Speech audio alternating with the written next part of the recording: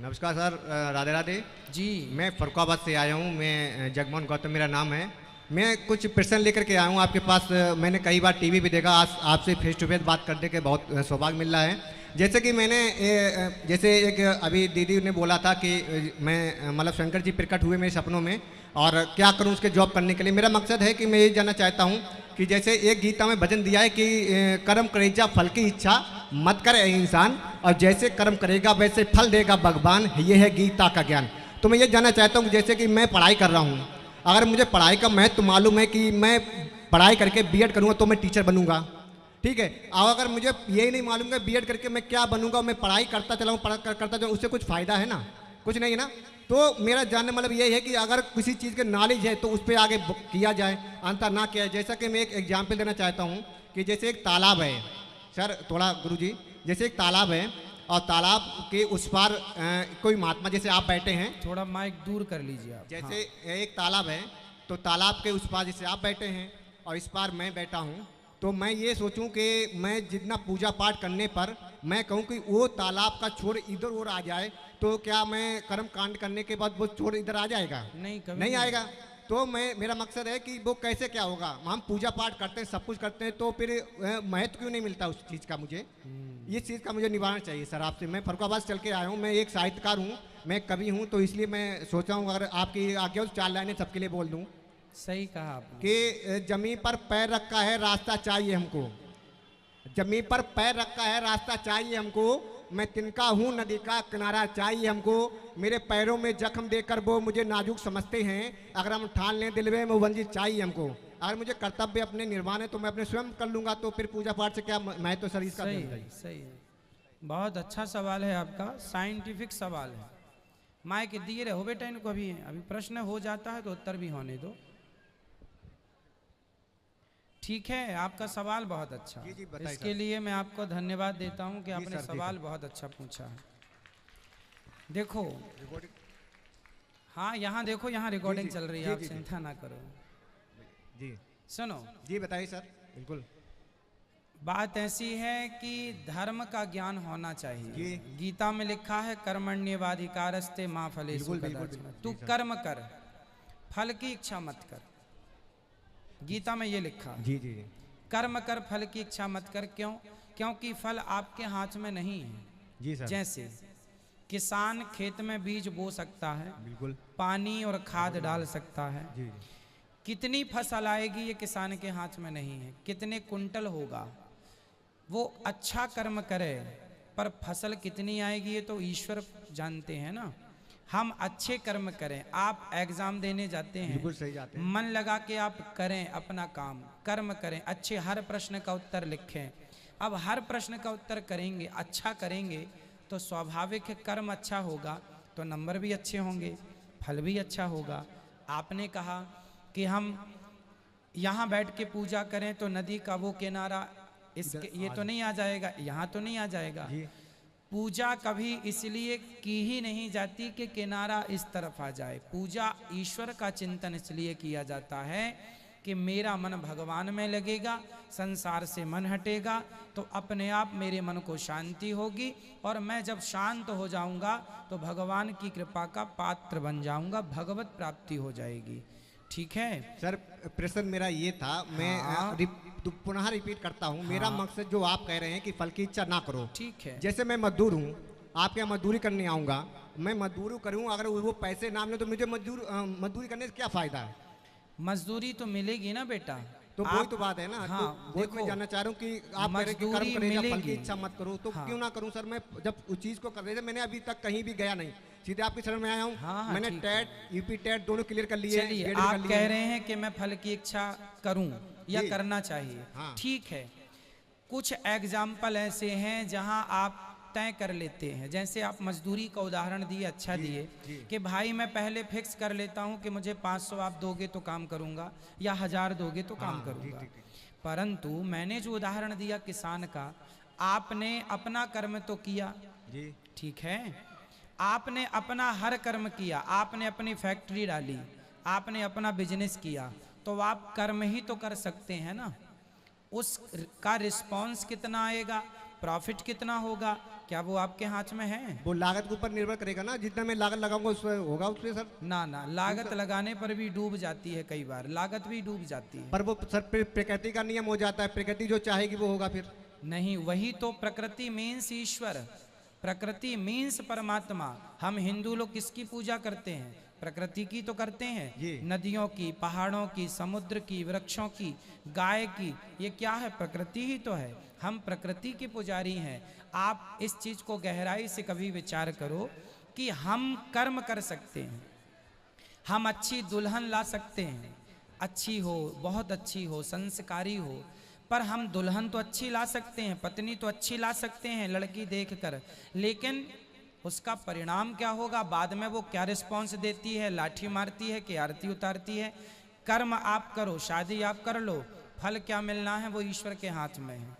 आपकी पत्नी गर्भवती हो जाएगी तो आप माता पिता का कर्म है कि आप दोनों ने मिलकर एक सुंदर से बीज को बो दिया है जो एक स्त्री के गर्भ में पल रहा है।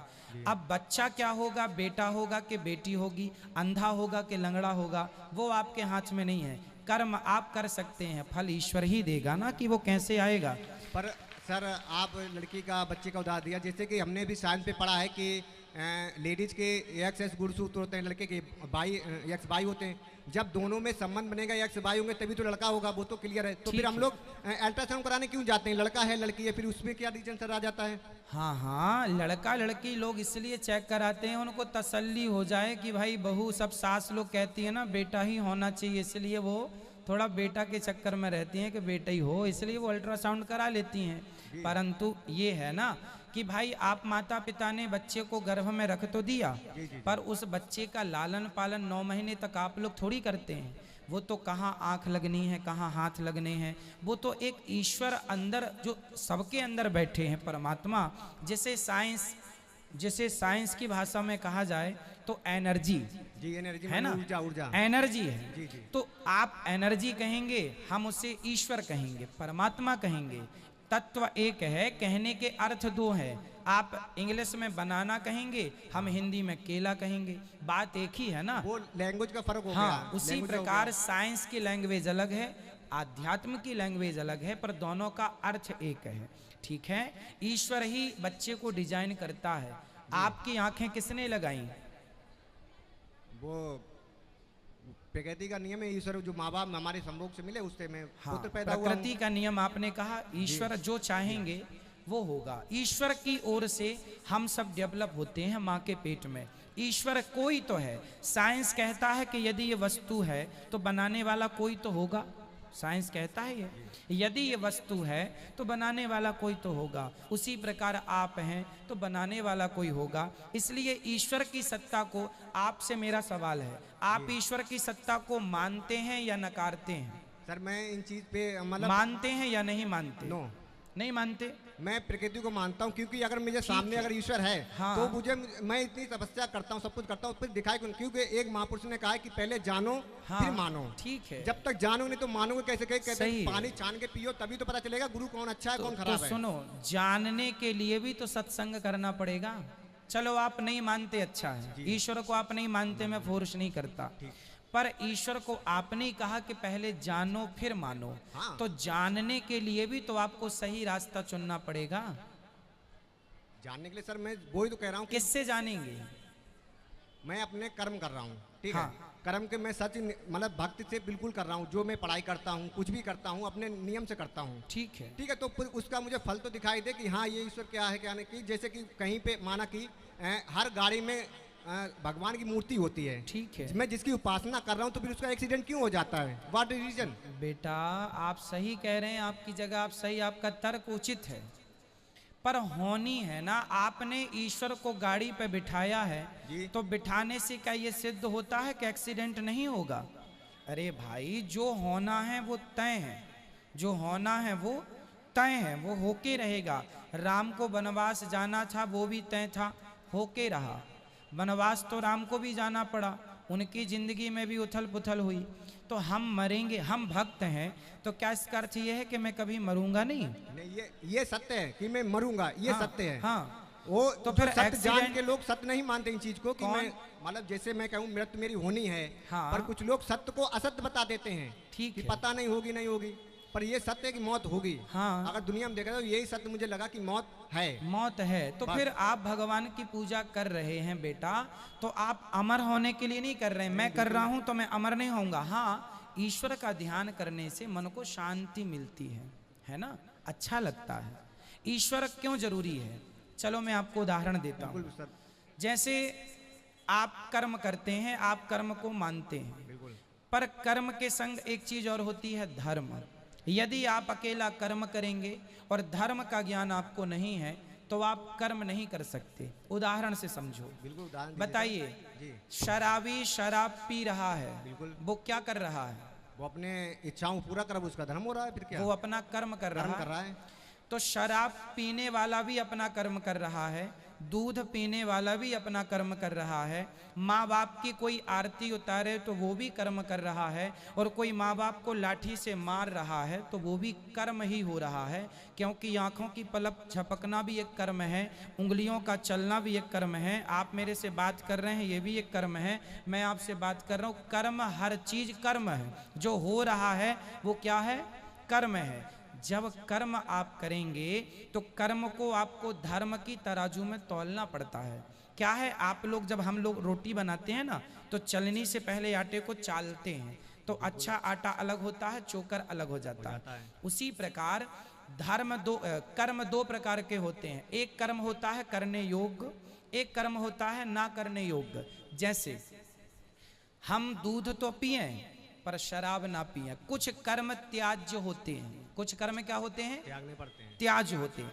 तो कौन सा कर्म त्याज्य है और कौन सा कर्म त्याज्य नहीं है, ये कौन बताएगा? यही बताने के लिए धर्म है। धर्म बताएगा कि ये कर्म करो, दूध पियो, शराब ना पियो, माँ बाप की आरती उतारो, माँ बाप का अपमान ना करो। तो कौन सा कर्म करना? कर्म तो सब है। आप कहेंगे मैं कर्म को मानता हूं, तो भैया कर्म सब है, पर धर्म ही बताएगा ना कि कौन सा कर्म करने योग्य है, कौन सा नहीं। इसलिए धर्म का ज्ञान, हम ये नहीं कहते ईश्वर को मानो, पर धर्म को मानना चाहिए।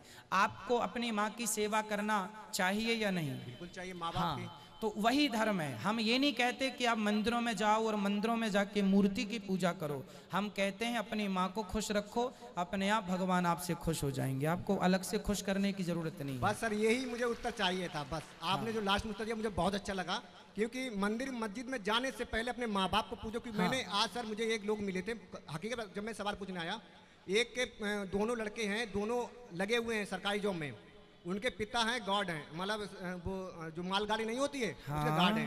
उनके बेटों ने दोनों को बाहर कर दिया, माँ बाप को बाहर कर दिया। अब वो वृंदावन घूमने आए हैं। अब बताइए वो कौन सा धर्म निभा रहे हैं? वो पाप करने आ रहे हैं। पाप करने आ रहे हैं ना। सीता, तो अगर माँ बाप को अपने मानो तो माँ सबसे अच्छा, वही सबसे धर्म है। हाँ, हाँ। अगर अच्छा, भटकने की जरूरत अब क्या मैं है? अभी ये बात हमारी पूरी नहीं हुई, अब हम इसको पूरा करेंगे। ये बताइए सर। ठीक है बेटा, बात ऐसी है कि आप अपने माँ बाप की सेवा करते हो ना? करते हैं। ठीक है। और माँ बाप की सेवा से बड़ा कोई पुण्य नहीं है, कोई पूजा नहीं है, ये याद है ना आपको? ये बिल्कुल सही अब याद है। इसके आगे चलते हैं। जी माता भगवान है, जी, पिता भी भगवान है, दोनों उसके द्वारा। गुरु कौन है? गुरु भी भगवान है। आपके बच्चे हैं, शादी होगी आपकी? नहीं, मैं तैयारी सुपर टेट कर रहा हूँ, टीचर की तैयारी कर रहा चलिए, हूँ। जब आपको कल के बच्चे होंगे कल, तो छोटे छोटे जो बच्चे होते हैं ना, वो बच्चे कौन हैं? वो भी भगवान हैं। ठीक है। आपके बगल में बूढ़ी मैया बैठी है, देखो वो कौन है? माता जी हैं। वो भी भगवान है। वो भी क्योंकि माँ तो है ना, माँ है मेरी। आपकी नहीं तो किसी की तो है। नहीं, हम सबको माँ ही मानते हाँ, ज्यादातर जो तो भी फिर वो मिलते हैं। भगवान हुई, फिर वो भगवान हुई ना।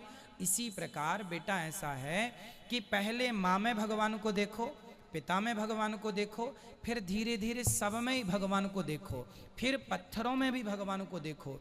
यदि जड़ चेतन वस्तु में आपने ईश्वर को देख लिया, जिसने अपनी माँ के अंदर भगवान को देख लिया, जो इंसानों में भगवान को देख सकता है, वही पत्थर में भी भगवान को देख सकता है। जो इंसानों में भगवान को नहीं देख सकता, वो पत्थर में भी भगवान को नहीं देख सकता। बोलो आप। सवाल सर वहीं घूम के आ गया, फिर वहीं पे नहीं नहीं नहीं, मैं घूम के जिस नहीं चीज आया। के लिए बाहर निकलना चाहता हूँ वहीं पे आप लाके रख सकते। मेरा नहीं, मकसद क्या यदि है? सुनो सुनो सुनो, यदि हम कह दें कि भगवान, बताइए भगवान सब जगह है या नहीं? वो उत्तर दो। प्रकृति का नियम, वो हर बात में बसा हुआ फिर तो सब जगह है, तो फिर सब पत्थर क्या सब जगह से अलग है?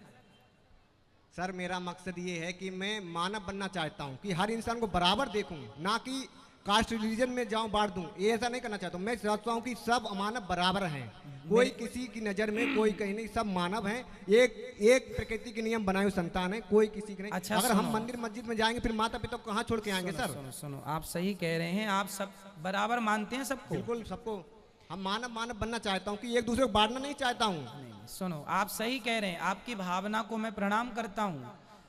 सब एक ही हैं, ये जितनी यहाँ माताएं बैठी हैं सब माँ हैं, सब बहन हैं, सब भाई हैं, सब, लेकिन फिर भी आप कहते हैं सबको मैं एक मानता हूँ। एक कभी मान ही नहीं सकते आप। कैसे? उदाहरण समझो ना। जी जी हम सुन रहे हैं। आप दूसरों की छोड़ दो, आपके शरीर से मैं आपकी बात करता हूँ। आप अपने मुंह में हाथ लगाएंगे, यहाँ गालों में, तो हाथ को धुलने की जरूरत नहीं पड़ती, यहाँ लगाने के बाद धुलना पड़ता है। लेकिन यही हाथ जब शौच के लिए नीचे जाता है तो आपको धुले बिना तसल्ली नहीं पड़ती। तो आपका हाथ ही है, आपके शरीर का अंग ही है, गाल भी और शौच की क्रिया भी। पर कहीं हाथ जाने से अशुद्ध नहीं होता, तो कहीं हाथ जाने से अशुद्ध होता है। शरीर में ही ये छोटा बड़ा है कि यहाँ पवित्रता है, वहाँ अपवित्रता है। उसी प्रकार समाज में हमें ये देखना पड़ेगा कि कौन से लोग पवित्र हैं, कौन से लोग अपवित्र हैं। जो अपवित्र हैं उन्हें अपने ज्ञान के द्वारा पवित्र किया जाए और फिर सम्मिलित किया जाए।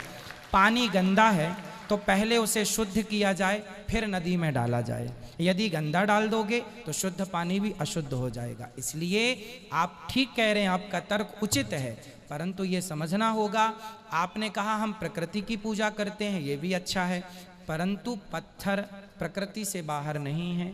हमारे देवी देवता, ये श्रद्धा है। आपकी श्रद्धा प्रकृति पर है तो इनकी श्रद्धा बिहारी जी पर है। आज इतने लोग बिहारी जी के चरणों का दर्शन करने आए हैं, ठीक है। तो ये जो प्रतिमाएं हैं, मूर्तियां हैं, ये सिर्फ पत्थर नहीं है, ये श्रद्धा है, ये एक आस्था है। हम माँ की भी सेवा करें और मंदिरों में भी प्रणाम करें, इसमें कोई बुराई नहीं है। सर एक सवाल लास्ट पूछ लूं? आप 10 पूछिए, 10 पूछिए। जैसे आपने कहा कि हम पत्थरों की पूजा करते हैं, जैसे मैंने कोई चीज़ बनाई, मैंने अपने हाथों से हथौड़े से बना करके उसको मूर्त बना के, जैसे कि गणेश जी की मूर्ति विसर्जन करते हैं, ठीक है, वो एक मानव भी बनाता है उस मूर्त को। उस मूर्त को बना करके जिसने बनाया तो वो उसका पिता हो गया, ठीक है। और उसी के सामने जैसे मेरा बच्चा है, हमने उसको जन्म दिया, मेरे सामने होगा, अब वो बड़ा होकर हम उसके पैर छूंगे क्या? जिसको बनाया उसी के पैर, मैंने जिसको जन्म दिया उसी के पैर छूना तो फिर तो बेकार है ना। देखो तर्क जो है ना, तर्कों की भी एक मर्यादा होती है जी, उसी मर्यादा में सर मैं बोल रहा हूँ कि कौन सा तर्क करने योग्य है, कौन सा तर्क करने योग्य नहीं है। अब आपने कहा जो मूर्तिकार होता है ना बेटा, वो सिर्फ मूर्ति बनाता है, उसने उसको मतलब रूप दिया, एक रूप दिया, रूप दिया। अच्छा ये बताओ कि मूर्तिकार ने जो रूप दिया वो रूप लाया कहाँ से? वो अपने मेहनत करके माइंड से ना बेटा, आप ठीक कह रहे हैं। हर पत्थर में एक मूर्ति छिपी हुई है। मूर्तिकार ने पत्थर का केवल बाहरी आवरण हटाया, मूर्ति बाहर से लाके पत्थर में डाला नहीं। मूर्ति तो ऑलरेडी पत्थर में थी, बाहरी आवरण हटा दिया तो मूर्ति प्रकट हो गई। और पत्थर की मूर्ति मूर्तिकार तो बनाता है, पर तब तक वो भगवान नहीं होती। जब मूर्ति को ला करके वेद मंत्रों के द्वारा उसकी प्राण प्रतिष्ठा कराई जाती है, तब वो भगवान होते हैं ना बेटा। वो मूर्तिकार जो पत्थर छैनी हथौड़े से काटा है वो सिर्फ मूर्ति है, अभी वो भगवान नहीं है। अभी वहाँ पे कोई माथा नहीं झुकाएगा, अभी वहाँ पे कोई जल नहीं चढ़ाएगा, जब तक उसकी प्राण प्रतिष्ठा, मतलब ये होता है प्राण डालना, ये मंत्रों के द्वारा है। मरे हुए आदमी को आप कहते हैं ये मर गया। यदि कोई भगवान, यदि कोई व्यक्ति हो, जैसे आज की कथा में हमने सुनाया कि गुरु सांदीपनी का बेटा मर गया था पर भगवान ने जीवित कर दिया, तो ये nothing is impossible, everything is possible कौन कर सकता है। इतने से मुंह में मिट्टी के बहाने मैया ने मुंह खोला, इतने से मुंह में पूरा ब्रह्मांड दिखाई पड़ा, तो ये भगवान तो कर सकते हैं ना। इसलिए भगवान एक रूप में अपने धाम में है और एक रूप में हमारे सामने जगन्नाथ जी के रूप में, बिहारी जी के रूप में, राधा रमण जी के रूप में है। एक रूप में आप भी भगवान हो, आपकी माँ भी भगवान है। इसलिए तुलसीदास जी ने कहा है सीय राम मय सब जग जानी, सब भगवान है। भगवान के सिवा आज की कथा में हमने बताया, आप बताओ घड़ा सत्य है कि मिट्टी सत्य है? मिट्टी से घड़ा बना हुआ है। तो घड़ा सत्य है कि माटी? माटी ना तो घड़ा कहाँ से आता? माटी सत्य भी तो। हाँ माटी सत्य है, घड़ा सत्य नहीं है। पर व्यवहार में यही बोला जाएगा, कुम्हार भैया जरा घड़ा दो। व्यवहार में तो यही बोला जाता, भैया घड़ा दो, मिट्टी दो, ऐसा नहीं बोला जाता है। मिट्टी पर बोला क्या जाएगा? घड़ा। उसी प्रकार कण कण में है तो श्री कृष्ण, पर बोला जाएगा कि ये संसार है। संसार कुछ नहीं है बेटा, ईश्वर ही संसार है। मिट्टी ही घड़ा है, सोना ही आभूषण है। आभूषण अलग से नहीं आए, गोल्ड ही है। उसी तरह तुम भी भगवान हो, ये भी भगवान है, तुम्हारे बच्चे भी भगवान है, तुम्हारे घर में जो पेड़ लगा है वो भी, तुम्हारी गौ माता, तुम्हारी बकरी, सब ईश्वर है। सी राममय सब जग जाने। अगर मैंने सबको अगर ईश्वर माना तो हमारा ये देश आज इतना पीछे क्यों है? भाई पीछे कहाँ है? किस सब्जेक्ट में आपको पीछे लगता है बताओ? शिक्षा के क्षेत्र में ले लो। अरे राम राम राम, सुनो सुनो। जी जी सर। शिक्षा के क्षेत्र में पीछे होता तो आर्यभट्ट दुनिया कुछ दशमलव और जीरो ना दिए होते। काहे बदनाम कर रहे हो भारत को? शिक्षा के क्षेत्र में वर्तमान दुनिया, अरे वर्तमान मेरे भाई, आर्यभट्ट भारतीय हैं। दुनिया को पढ़ना किसने सिखाया?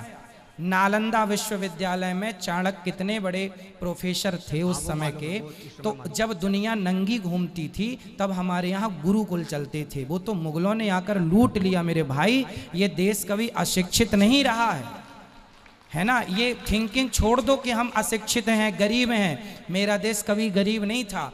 गरीबी की सोच मानसिकता घुस गई है लोगों के अंदर। हम गरीब नहीं हैं। आपको अमीरी क्या चाहिए? अमेरिका के लोग सारे कपड़े उतार के और समुद्र में नहाते हैं। क्या ये अमीरी आप भारत में देखना चाहते हैं? फिर क्या बड़ी बड़ी मल्टियों से कोई अमीर हो जाता है? अरे संस्कारों से अमीर होता है मेरे भाई। भारतीय संस्कारी हैं। हमारे भारत में विधवा नारियां होती हैं।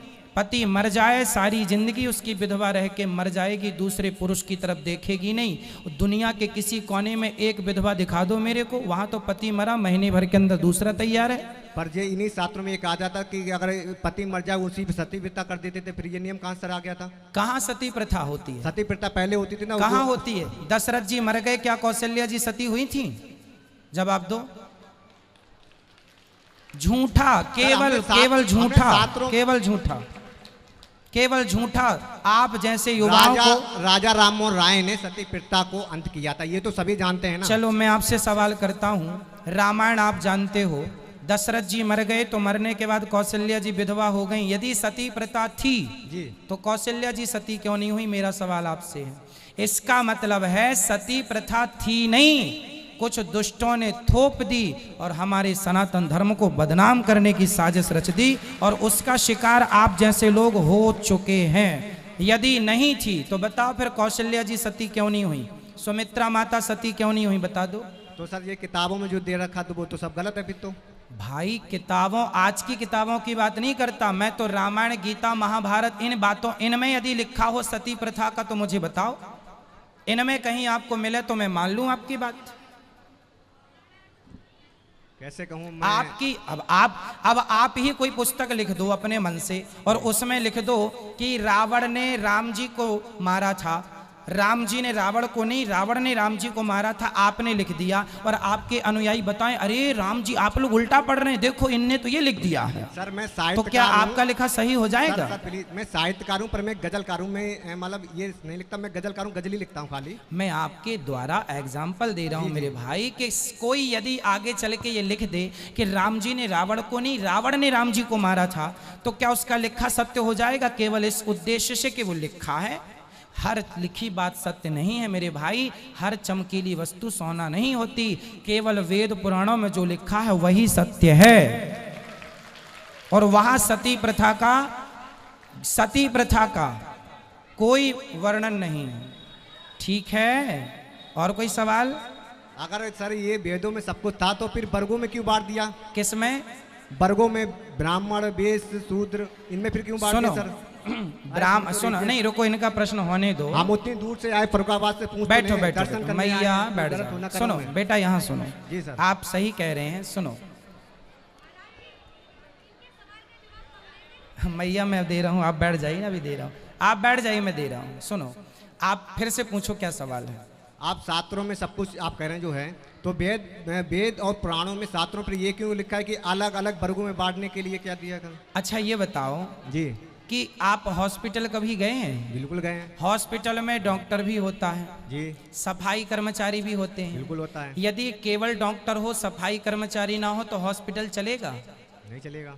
हुँ? नहीं चलेगा। और केवल सफाई कर्मचारी हो, डॉक्टर ना हो, तो चलेगा? नहीं चलेगा। मेरे भाई, हॉस्पिटल में सबकी जरूरत पड़ती है ना? जितना महत्व डॉक्टर रखता है ना, उतना ही महत्व वहाँ के एक सफाई कर्मचारी भी रखता है। उसी प्रकार ये ब्राह्मण, क्षत्रिय, वैश्य, शूद्र, ये कोई जात नहीं है, ये केवल व्यवस्था है। ब्राह्मणों की व्यवस्था है कि तुम वेद पढ़ोगे, वेद पढ़ाओगे।